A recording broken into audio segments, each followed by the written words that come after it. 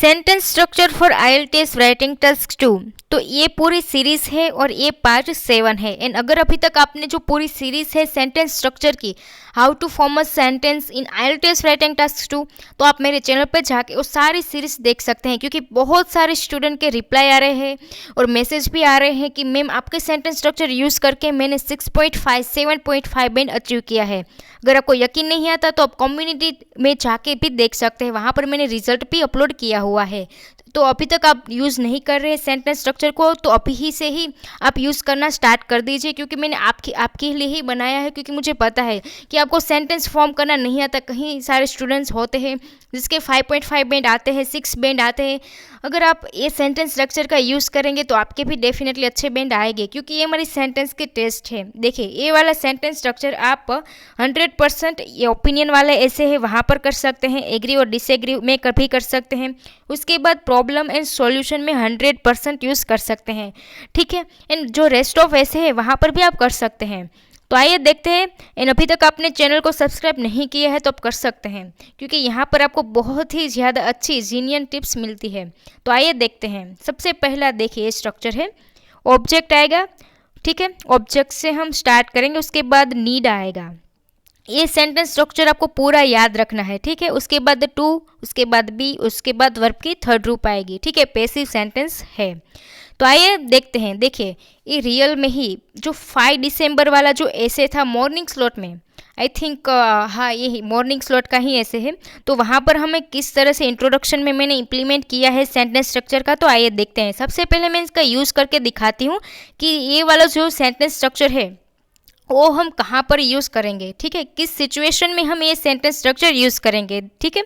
तो जब भी आपको ऐसा कुछ लिखना है कि हाँ ये करने की ज़रूरत है, तब आप ये सेंटेंस स्ट्रक्चर यूज़ कर सकते हैं। जैसे कि शुड बी के साथ वर्ब की थर्ड रूप वाला सेंटेंस स्ट्रक्चर आता है, उसकी जगह पर आप ये नीड वाला सेंटेंस स्ट्रक्चर यूज़ कर सकते हैं, ठीक है। ये बहुत ही अच्छा सेंटेंस स्ट्रक्चर है। तो आइए देखते हैं। देखिए, ये रियल एग्जाम्पल मैंने आपके लिए बनाया है, पैराफ्रेजिंग बनाई है, जो हाल ही में पूछा गया है। ऐसे, people who are financially weak need to be provided with housing facilities by the authorities. तो ये मैंने पैराफ्रेजिंग की है। क्वेश्चन में क्या था, यहाँ पर शुड भी था, लेकिन हमने क्या किया, नीड टू बी और उसके बाद लगाया वर्ब की थर्ड रूप। तो कितना अच्छा हमारा पैराफ्रेजिंग भी हो गया, जो 5 दिसंबर वाला ऐसे था, ठीक है। तो यहाँ पर आप देख सकते हैं कितना अच्छा हमारा सेंटेंस लग रहा है। तो आइए देखते हैं ताकि आप अच्छे से समझ सके। देखिए, यहाँ पर ये भी रियल एग्जाम है, मॉर्निंग आफ्टरनून स्लॉट का ये ऐसे क्वेश्चन है। Children need to be indulged in playing outdoor sports as it develops physical fitness. तो आप इस तरीके से सेंटेंस बना सकते हैं कि हाँ चिल्ड्रन को ज़रूरत है, क्या ज़रूरत है, इंड्यूल्ज जो प्लेइंग स्पोर्ट खेलने की ज़रूरत है, इसीलिए हमें यहाँ पर नीड टू बी और उसके बाद जो थर्ड रूप वाला है, जो वर्ब की फॉर्म है वो हमें लगाना है, ठीक है। कुछ करने की है तब ही हमें ये सेंटेंस स्ट्रक्चर यूज़ करना चाहिए, ठीक है। यहाँ पर देखिए, people who are financially weak, यानी कि जो पीपल है फाइनेंशियली वीक है, उसे क्या देने की ज़रूरत है, फ्री हाउसिंग फैसिलिटी देने की ज़रूरत है। किसके द्वारा, अथॉरिटी के द्वारा, ठीक है। आइए देखते हैं आगे, ताकि आपको बहुत ही आसानी से समझ में आ जाए। देखिए, old people need to be utilized. Old people को क्या करने की ज़रूरत है, क्या यूज़ करने की ज़रूरत है, smartphone as it has multitudeness benefit, ठीक है। तो आप इस तरीके से यूज़ कर सकते हैं कि जो ओल्ड पीपल है उसे यूज़ करने की ज़रूरत है, क्या, स्मार्टफोन, ठीक है। आगे आप जो कुछ चाहें वो लिख सकते हैं। तो इस तरीके से आप सेंटेंस बना सकते हैं। काफ़ी सारे स्टूडेंट के भी रिव्यू आए हैं कि आपके सेंटेंस स्ट्रक्चर यूज़ करके मैंने बहुत अच्छे बैंड पाए हैं।